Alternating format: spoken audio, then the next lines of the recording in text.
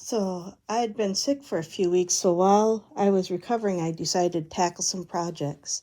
These are some mittens I designed and knitted a few years ago, and they're some of the warmest. And I decided I wanted to make some matchers to go with it. So I knitted this hat. It'll have ear flaps, and I just crocheted the edge on it. I've got the fleece for the ear liner to go on this hat, all cut and ready to go. I made a pom-pom for it, and I've got some ties that I will put in down here in braid, and this is all nice, beautiful wool. Then I still had plenty of yarn left over, so I decided to knit some more mittens to match. So I knitted these. I always use this silk ribbon to make a design, leather patches, and I had previously knitted these Malabrigo, and this wool is just beautiful.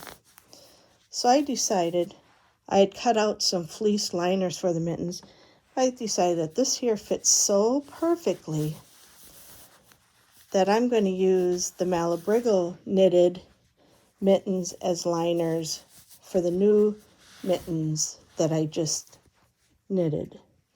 So I'm going to get those sewn in, and then those will be done. And so I'm going to finish my hat liner.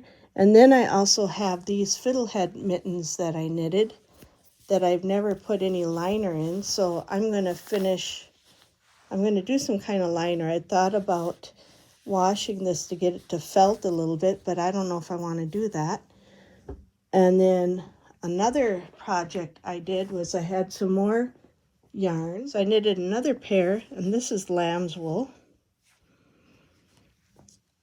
And then I've got my old favorite sheepskin mitten. I'm going to use as a pattern because I have a whole bag of sheepskin pieces. So I'm going to make some new work mittens for helping to haul firewood. So I've got a few more projects left to do while I am convalescing.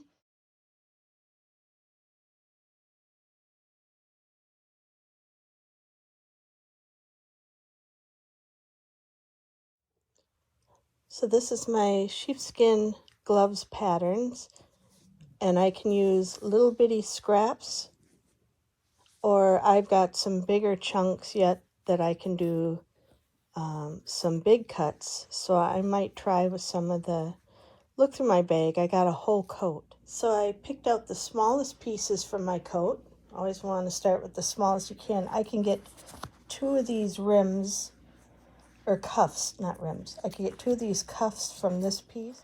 I can get 2 of these inside palms from this piece. I can get 2 thumbs from that one.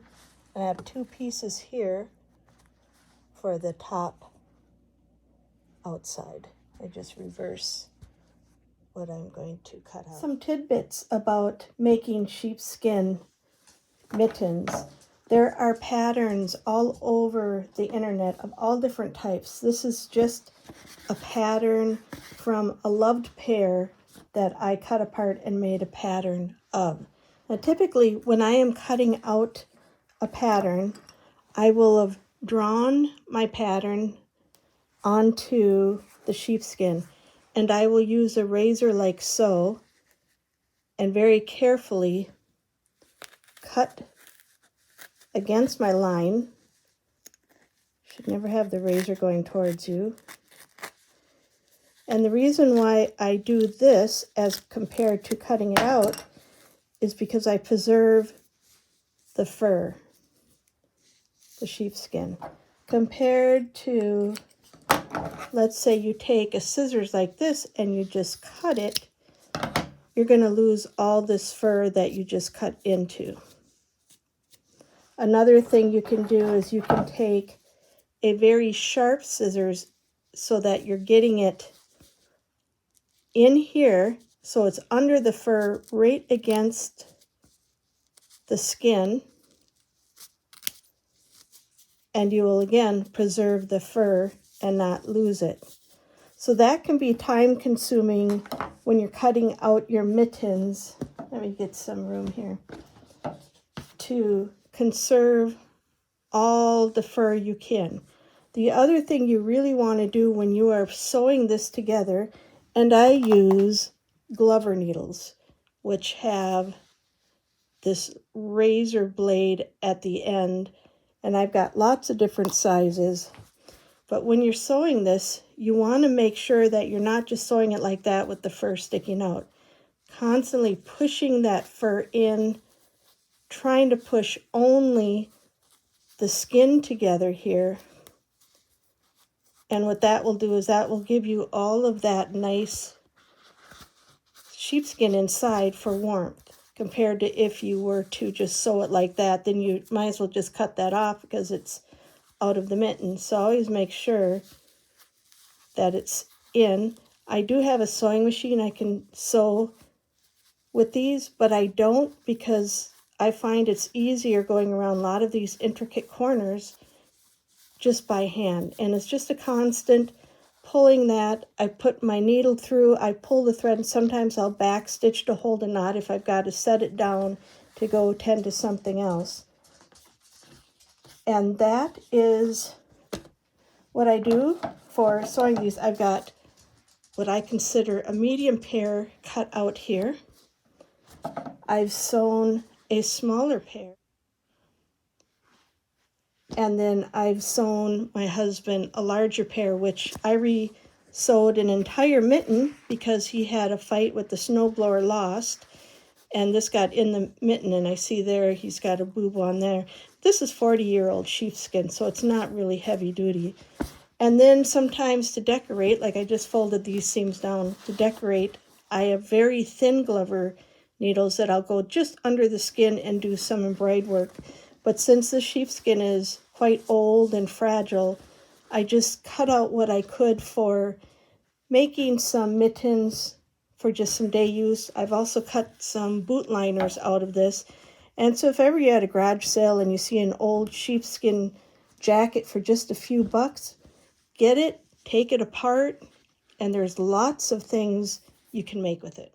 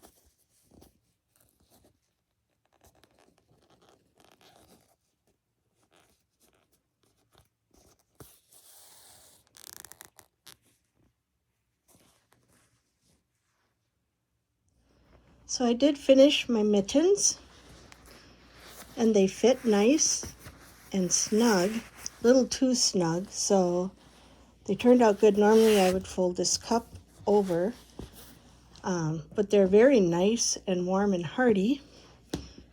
So I redid my pattern, giving myself a little extra seam allowance, and I've cut out another set to make a left and right mitten. I also started another fiddlehead mitten and another Malabrigo mitten I've started. So lots of projects, lots of stuff to keep doing. I've got enough sheepskin, I figured, to make a solid 4 more pair of mittens. The cup, outside hand, inside hand, and the thumb. And all the hand sewing using my little Glover needle, which I will have to resharpen, I'm sure, for this one. And I only poked myself twice. I also had finished my mittens. They're all sewn together with the knitted liners. They're very warm. And I finished my hat with the liner in there and the braids. the pom-pom. So now I have a nice warm hat to match my mittens.